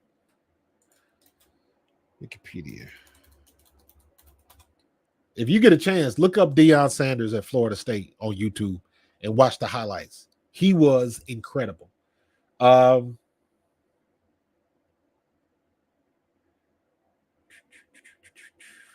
He was 85 through 88. So Deion Sanders was a senior my freshman year in high school. Because I graduated high school in 88. Oh no, we the same age. I take that back. He's a year behind me. Because I started my freshman year in high school was 80. No. I'm tripping. He was a freshman in college. He was a true freshman in college my sophomore year in high school. That's what it was. So, but my point is, Deion Sanders, 85, 86, 87, 88. Michael Jordan came into the NBA in 84. ESPN didn't hit until 85. So it all kind of works in succession. You guys have heard me talk about that. NBA changed when Michael Jordan came into the league. David Stern changed the rules. ESPN happened. ESPN came on the air, I believe, in 1982. And when Michael Jordan entered the NBA and was dunking over everybody, that's when Be Like Mike happened. And that began the ascension of ESPN. ESPN Sports Center would always feature the dunks. And that's how it started. It was from the dunks, then it went to the home runs, then it went to the hockey checks, then it went to the big hits in the NFL. So Michael Jordan is directly responsible for the ascension of ESPN. Now it's something totally different. So, but it all happened at a time when the focus was focused on Florida State. You didn't want CBS or whoever the NCAA had on there. If Florida State was playing, everybody had to check on their calendar, because you never know when you might see it again. They didn't have 30 different channels. It wasn't the ACC channel or SEC channel. None of that kind of stuff. You had 3, 6, and 9 and ESPN. You had that little cable box that, and you slide through all the channels, 56 channels or whatever it was, and that was it. And you had your little, they gave you a little card that you would attach to the top of it so you could tell, ESPN was on channel 42, and you go up to channel 42, and that was it. So, well, good. I'm glad she got ejected, and hopefully she'll get fined for it. Keep your mouth shut. Again, like I said, she's trying to take that villain role to heart. I agree with her 100%. She is part of the reason that there is so much attention to the WNBA right now. However, it just, to me, it seems like it's a bad look the way she said it. Look at me too. Me. Caitlin Clark ain't everything. Please look at me. That's what it looked like. That was the optics of it. She's not wrong though. It's just, is it me, or was that okay? And that's what, to me, that's the way it came off. Don't forget to look at me. Look at me. Look at me. Look at me. Yes, I went to the Met Gala. Yes, I'm, posing in a Sports Illustrated swimsuit and all of this and all of that, and on the beach in a 2-piece and in the Cancun and all. Okay. Look at me. Look at me. Look at me. It to me, it just was a bad look. But she ain't wrong though. That's why I'm trying to juxtapose both positions, because I was feeling some kind of way when I heard her comments, and I was like, does it hit the same when you got to say it?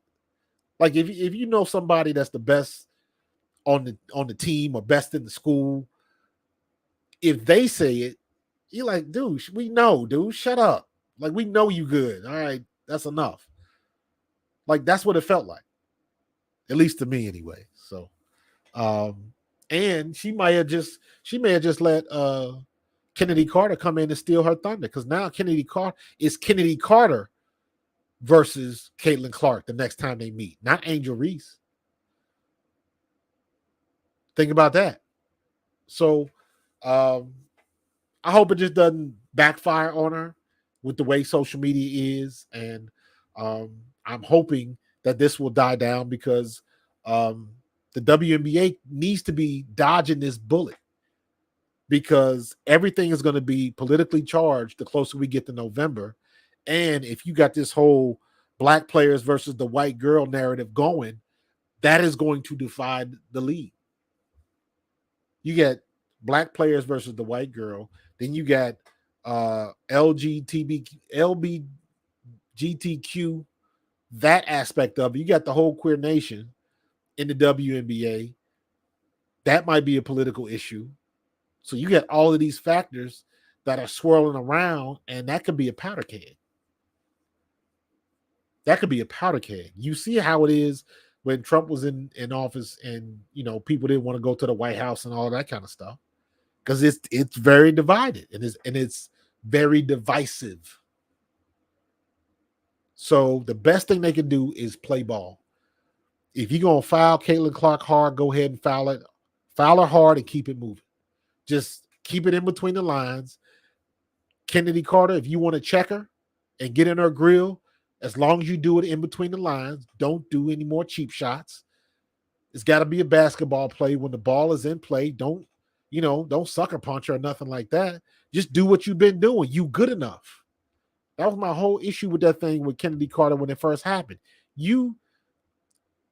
Caitlin Clark gets the ball, they get the shot, and she looks at you, and you can see she said something as they going down the court. So they was probably talking shit to each other. And at that particular time, Caitlin Clark had got the best of her. And then when she came down the court and hit her from the blind side, I was like, you crossing the line. You just hit a 20-foot jumper in her face. What else do you want? Now you just gave the points right back. On top of you get fined, and then everything that happened with that. So they just got to be careful and just play ball. Play ball. As long as it's, within them lines, fair play. Fair play. You can have a dirty play during the game, and that's basketball. That's what you're supposed to do. Just don't cross the line. Don't cheap shot nobody. Nothing like that. So, yeah, Clark. I tell you what, man. Caitlin Clark is the one person that really ain't said shit. All of this turmoil, it's like a tornado headed towards the house. The house ain't moving. The house ain't moving. Or better yet, a tornado going down the road. The road is the road. The road is steady. It's going in one direction. But all the chaos that surrounds that tornado is chucking up cows and houses and debris in the air. And you get all this chaos, but the road is still calm. So she ain't said a damn thing. She keeping it professional. She giving you the status quo answers with the coach speak and all of that kind of stuff. She just, hey, it is what it is, and I guess I got to keep playing. And that's what she's supposed to say. She keeping her head down and she grinding. But I think the biggest issue is that these refs were not blowing the whistle. And like I mentioned before, during this game, the New York game, it looks like the optics of it are that all of a sudden now the refs are blowing the whistle. I've noticed that. Now they blowing the whistle. And I guess that's the way it should be. I ain't got no problem with that. Just keep it consistent, keep it fair. Because if you watch that video, some of the wax Caitlin Clark took, now the screen from Breanna Stewart, that was Caitlin Clark's fault. She just wasn't watching. She got to keep her head on the swivel. But everything else, she got whacked a couple times, like clobbered on top of the head, and there was no call. And it's like, come on, man, you can't. That doesn't even make sense. That doesn't even, like, some of the non-calls made no sense. And it wasn't just her. This was across the league.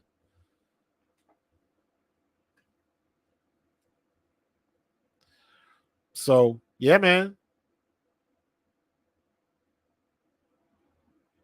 She's going to bring everybody a lot of attention, man. That's why I say all these players, and I think it's overblown for people that don't watch the WNBA, all of this hate and all of this kind of stuff. And I'm like, listen, go on YouTube and you type in hardest fouls in the WNBA, and you look at all of the plays that happened like 3, 4, and 5 years ago. Like, it ain't nothing new. So don't get mad now because you ain't been paying attention.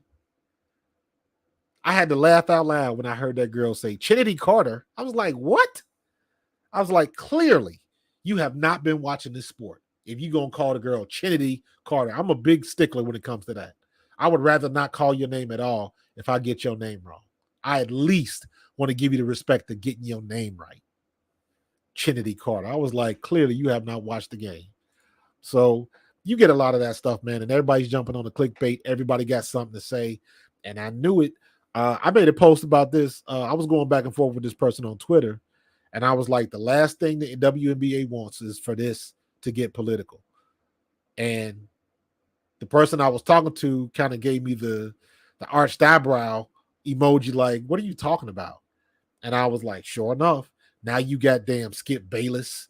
You got some of the people on Outkick and some of the more extreme content creators that always seem to have an agenda. You got there's one website that I see all the time. Everything Caitlin Clark does is good, and everything everybody else does is bad. Angel Reese and everybody else is just bad. And it's like, you trying to see what you want to see. I done seen Chennedy Carter be called thugs and all of that kind of stuff. And I'm like, what Chennedy Carter did was not that bad in the big scheme of things. Go look at what they did to Candace Parker back in the day, her rookie year. Go look at my video and look what Diana Taurasi did to Kelsey Plum, where she just put a knee in her thigh. And then it was it Powers? Was it Powers for no, it wasn't Powers. The girl from Atlanta. She was going up for a shot, and Diana Taurasi just came and put her shoulder in the side of her cheek and put her on the ground. And it was clearly a dirty shot. And there was no whistle on the play. None. It was 2 fouls on that play, because when the girl went up for the basket, one of the girls from Phoenix was defending her, and she kind of gave her a little bit of an elbow. And then Taurasi came over there and just put her shoulder into the side of her face, and she went down in a heap. And no fouls called. I was like, you got to call something. You got to call something. So the whole thing with the refs not calling fouls and all that kind of stuff, it is not a new occurrence. It has been going on for years. And even the first couple games, you saw everybody in every game on every team, everybody throwing their hands up. Like, why was that not a foul? Caitlin Clark did the same thing. That's not a foul. She on the ground, the girl clobbered her in the head, and she was like, that's not a foul. One of the times that Angel Reese got knocked down, she's sitting on the ground like. So I hope they've got over that and they start calling fouls at a more regular pace, because the first 10 games was rough.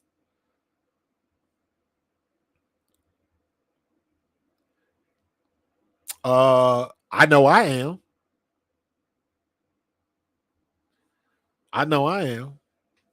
I will give Chennedy Carter her props. She balled out tonight. So she was the best person on the sky tonight. It damn sure wasn't Angel Reese or Cardoso, but but again, with Angel Reese, like, she knows her role.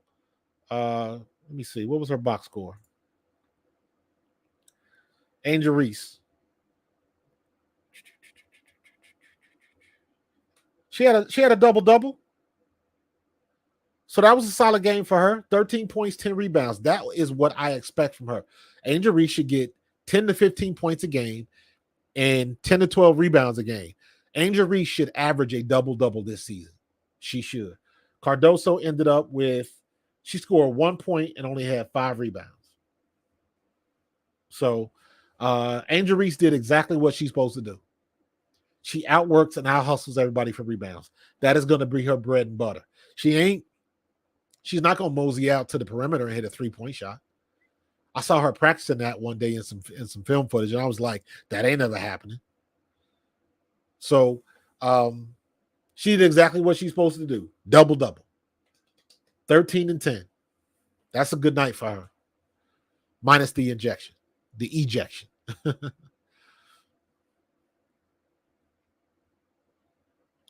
So, yeah, I mean, they're going to listen. The whole thing with Angel Reese, I believe that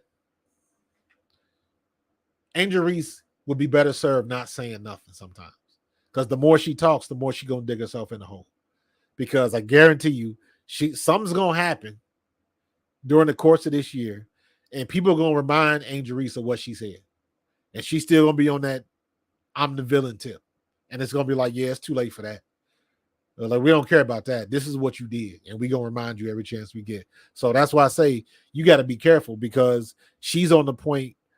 To me, at least, it seems she's at a point where people are looking for something to happen. They're looking for her to do something so they can pounce on it, and that's not where you want to be. It's not where you want to be. So we'll see how she works it out. Chennedy Carter, again, she bought out tonight, and she shows she belongs in the league. She just got to keep her nose clean, keep her temper in check, and she'll be good. She'll be good. The way she's looking right now, she got to be in the forefront for like sixth man of the year or something like that, off the bench player of the year, or whatever they call it in the W. But she balled out tonight.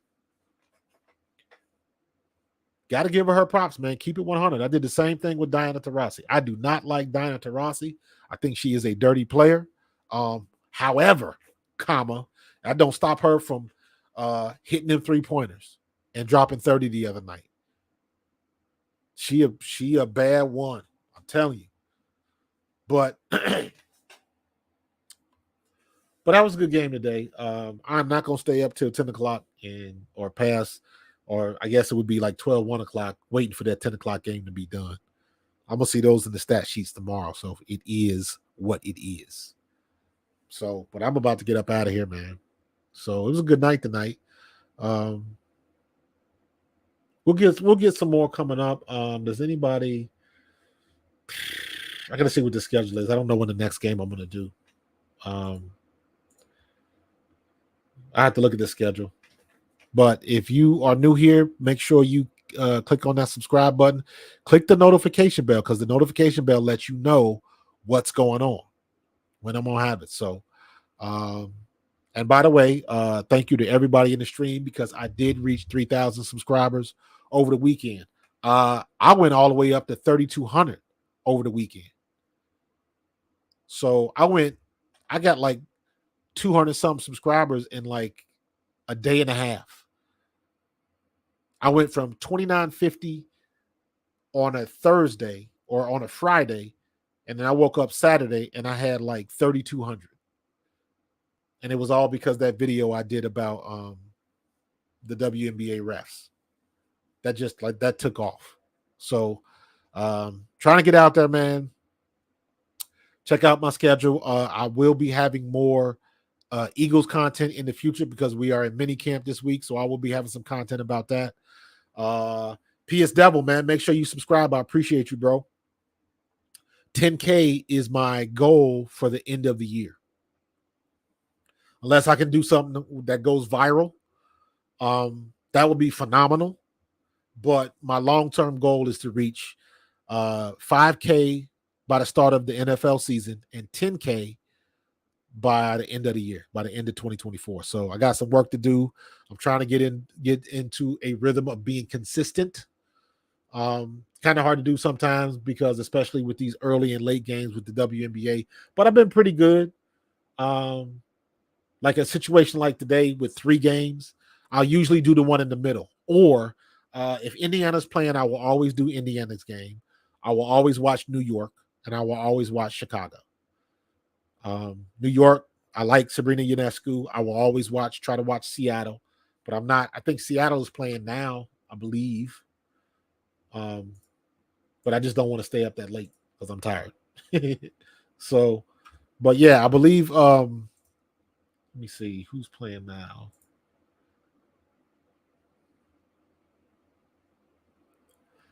The Cowboys, bro. You killing me with that. Yeah, man. How about Larry Allen passing away? Wasn't that crazy? Dude, that makes me feel some kind of way, because I'm 2 years older than Larry Allen.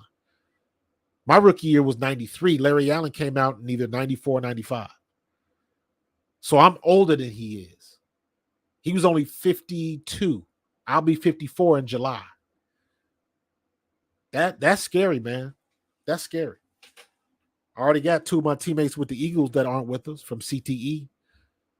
Wes Hopkins and Andre Waters. I played with them dudes, and they gone, man. So That was a shock, Big Larry Allen. I believe he was on vacation with his family in Mexico or something like that. Very sad story.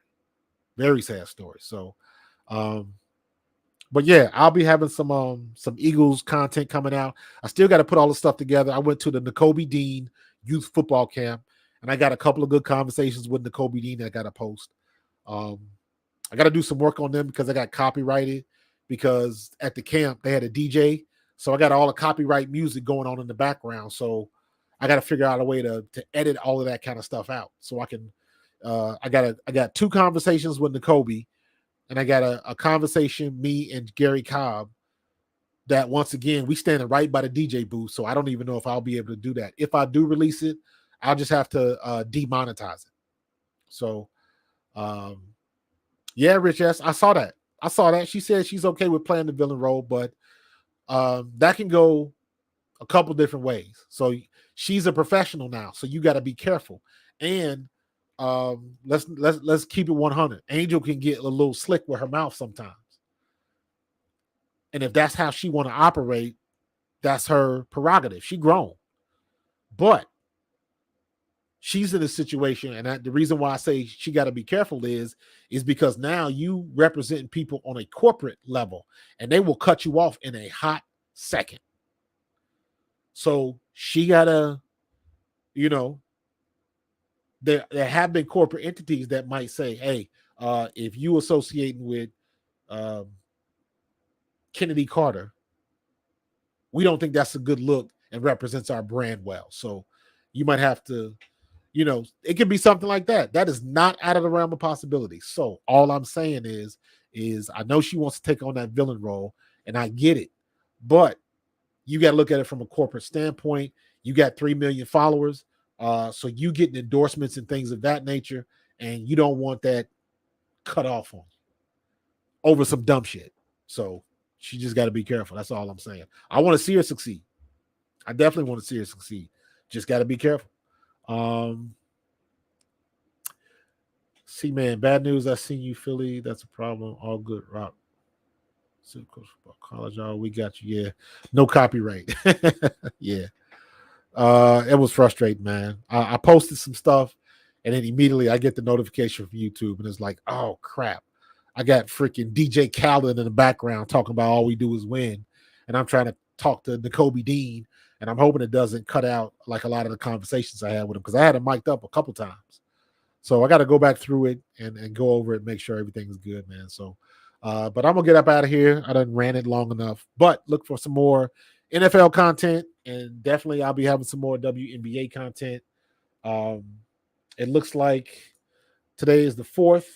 The 5th, you've got LA, you got Las Vegas, and Dallas. I definitely might do that's the 8:00 game. I think I'm gonna do that tomorrow because Arike plays for Dallas, and she's my favorite player. And then you got Minnesota and Los Angeles. I definitely want to see that because I want to see Alyssa Peely play. Cameron Brink, she's been having a solid season. So we got 2 games tomorrow. Maybe I'll do Las Vegas and Dallas. So we'll see. We shall see. But check the notifications and stay close to it, man. But I'm going to get out of here. Y'all have a good night. God bless. I appreciate everybody for coming in. P.S. Devil, make sure you subscribe, bro. Appreciate you, man. Appreciate everybody. See, man. Who else did I miss? Leroy Wicks, Jemima Louise, Terry Mick, Betty R, John, Rich S, Bow 316, Tim Taylor. Tim, I got to get you a wrench, bro. You've been too consistent, man, for me not to do that. So I'm gonna make that happen. Hold on. I'm gonna make that happen right now. If you see the wrench on people, that means people have been showing up consistently. That's what the wrench means. Either you gave a super chat or you have been like showing up consistently. And I appreciate that, especially when I'm building my squad. So I appreciate that. And before I log up out of here, I'm going to get you a wrench because I appreciate you being on these streams at a consistent level, man. That means a lot. That's how I grow. And Tim, you are a moderator and you have your wrench, bro. So South Jersey D, what's going on? You late, man. I'm about to get up out of here, South Jersey D. Check me out tomorrow. I'm gonna be having some Eagles content. So